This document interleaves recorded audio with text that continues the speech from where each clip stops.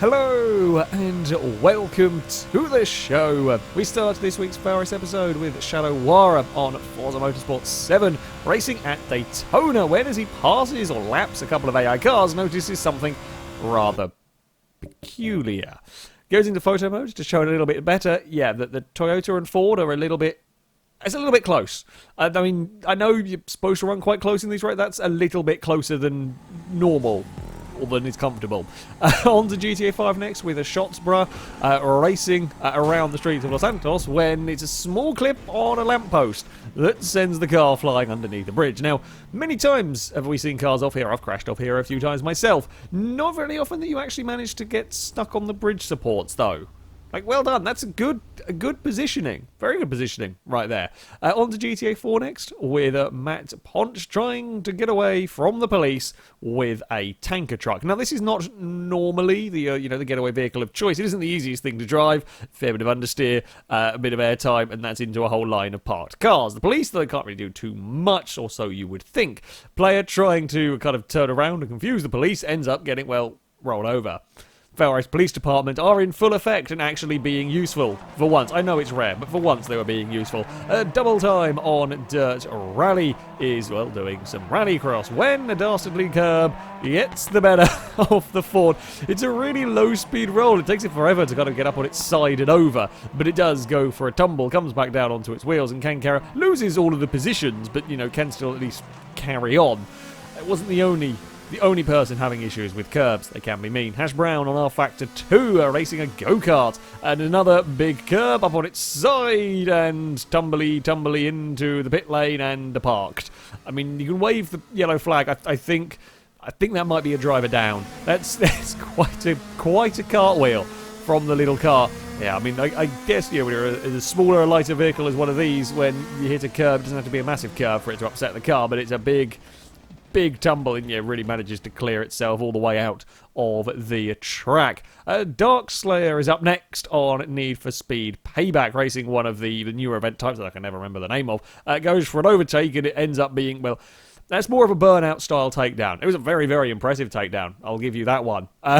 Squeeze the AI against the wall, and AI is very, very much down. Mist Cobra also on Payback with all sorts of weirdness going on here. So doing one of the sort of small missions that you can do along the way to an objective, and as you can see, the world is popping in and out of existence. The lighting is all a little bit weird on just about everything. Buildings appear and disappear, and different buildings reappear in places. Now everything's just about gone. Then the floor goes away. Now the floor going away is not really a particularly helpful thing. Yeah, you don't really want the floor vanishing. The weirdest thing of all is that some of the AI cars joined him down here as well. There was two, I assume, vehicles that were parked along the side of the road that as the game figured out where the floor was or wasn't, they then fell down. I don't know. There are some AI cars driving around the top. Actually, I think there are people in those cars. I've not seen that one before. I've not seen that one before. I'm amazed the game just kind of let all of that stuff happen. Normally it would crash or something. Anyway, Black and Red 81 on Burnout Paradise. Minding his own business, noticed a kind of shunt has gone on, which continues to go on as the AI driver in the white car has apparently had enough of the super minis clogging up the junction, or also struggling with his own kind of driving. You're not supposed to really be backed up over there. One of the cars is still sat on its roof. The sedan gets going again, and, well, I mean, that's now both of them upside down. I mean, good effort. I approve of the effort, although he has now stopped going anywhere. So I guess his car's expired, but he did fine work. 2 cars rolled is always well done. Stevie on Farming Simulator has just kind of cut a tree down and is looking to go and, well, sort of finish off the job, and I assume pick it up with the tractor. The thing is, the tree didn't really like being felled, so decides the tractor should go for a roll. Yeah, you've got to be a bit careful with your positioning of farm equipment. You never know when a tree might be angry at you. And it turns out, tree versus tractor, tree wins. Quite impressively, I might add. Stormy on a Far Cry 5 has spotted a convoy that he wants to attack. Parks his car blocking the road. Convoy actually does a pretty surprisingly good job of managing to avoid said roadblock. However, as he manages to get another soldier trapped between them, the white van gets very angry. Physics, not really knowing what to do, spirals out of control and off the bridge. And the person he was trying to rescue, well, that didn't quite go to plan.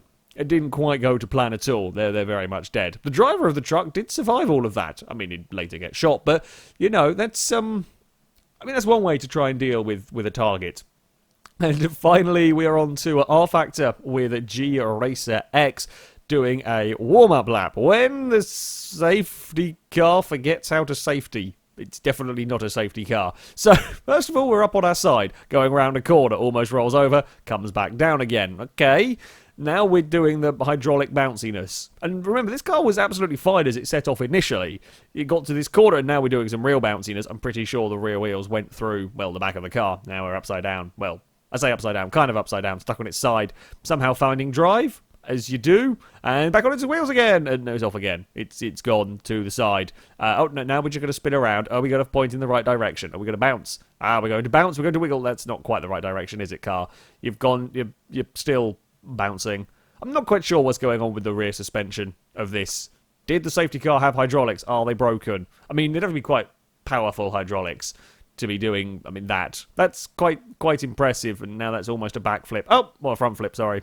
There we go. That's the front flip sorted. And now we're going to park on our roof and likely bounce. I'm not sure I'd be keen on following that car anywhere. I mean, spectacle-wise, sure. Just from a distance. So I would say a helicopter, but the car might bounce up into it. So just from a distance, we'll watch the silliness. I don't know. That's definitely not a safety car in any way, shape, or form. There is no safety there at all. That, though, is going to be it for this episode. As ever, if you have clips you'd like to submit to this series, you can via our forums. There'll be a link in the description. At the very top of the page is the Fail Race Clip submission section, and in there you can find all of the rules and how to submit them. However, that's going to be it from me. Thank you very much for watching, and until next time, goodbye.